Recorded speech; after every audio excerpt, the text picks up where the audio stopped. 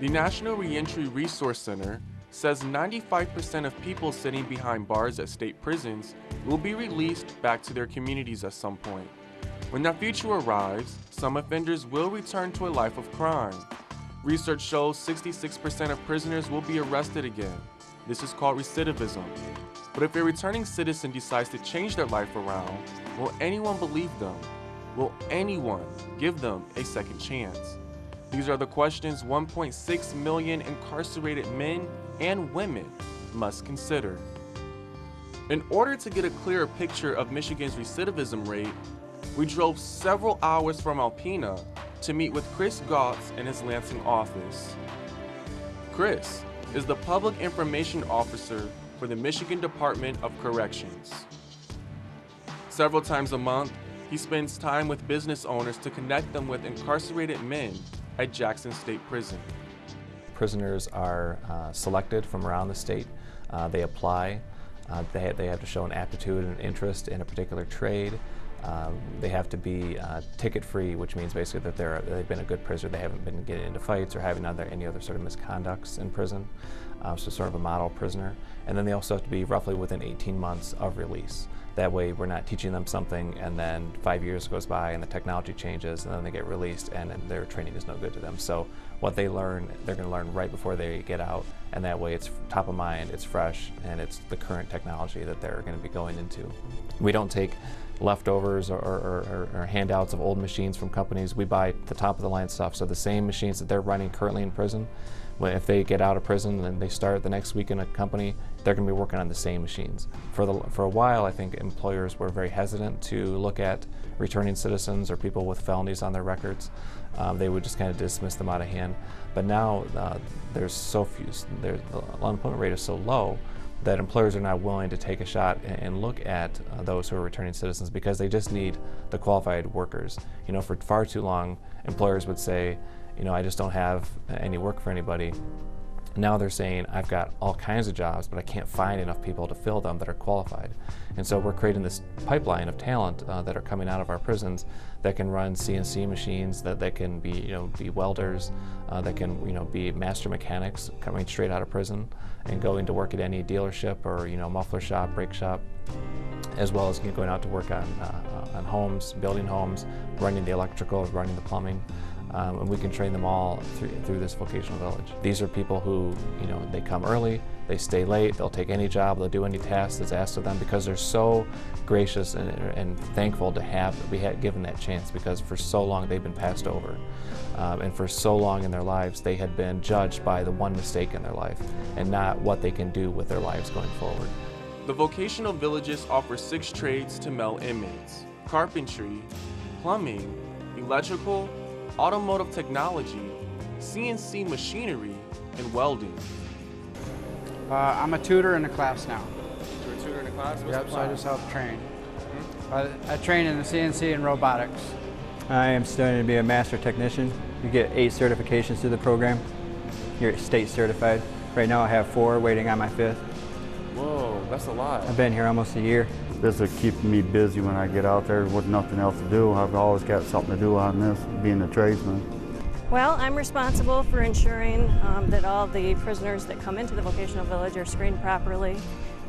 We have to make sure that the skill trade that we're going to place them into is compatible with the county that they're going to be returning to once they get out into the community, because we don't want to have them go through the skill trades and get into a program that they're not going to be successful in their county when they go back. We want them to get employment. So that's one thing that I have to do on the front end, but there's a committee actually that meets in Lansing, and we screen prisoners before they come here to the program. We call a 90-day window, where 90 days before they're going to be released out into parole, myself and the team from the vocational village, some of the staff that work here, our institutional parole agent, the principal, myself, our employment counselors, we get together and we go through all of the gentlemen that are going to be paroling out. We look at the counties that they're going to, we look at the trade that they're working towards completing, and then we try to find gainful employment for them before they get out.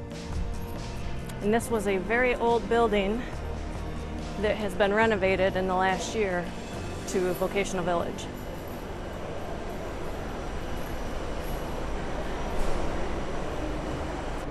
As you can see, we have a lot of very good equipment here, and that's important for when the employers come in here. We want them to see the types of machinery that these guys are learning on, because a lot of this is what they're going to see out in the community, and the employers, that's important to them to know.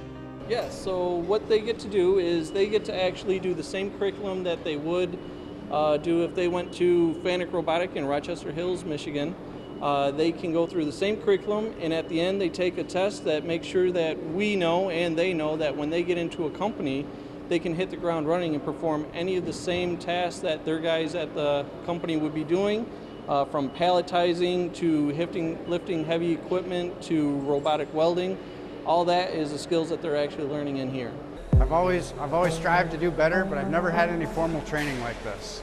So this has been awesome because I've taken it to an extent out there, and I really want to get back out and incorporate everything else I've learned in here, because I've learned all the technicalities, all the right terminology.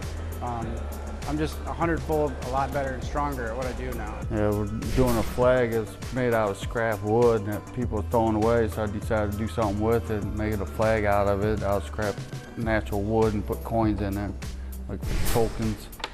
It slides up in there, hangs on a wall with a door on it.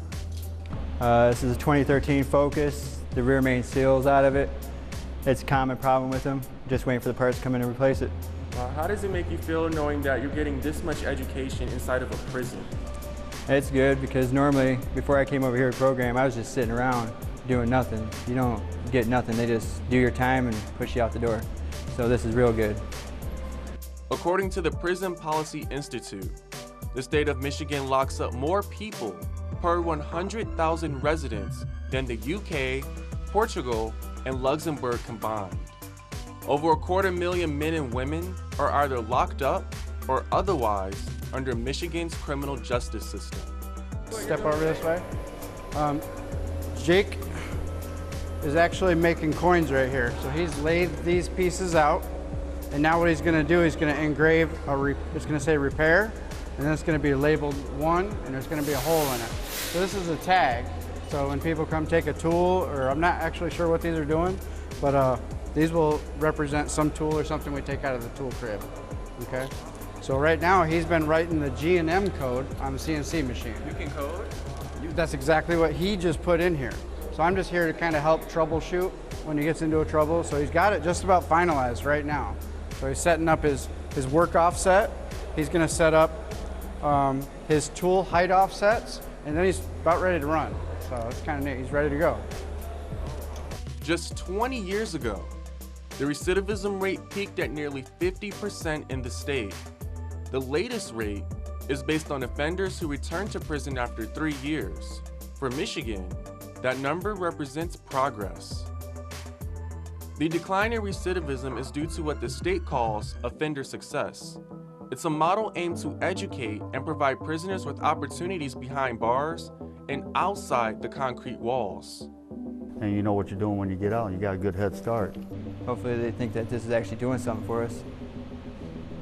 I feel it is.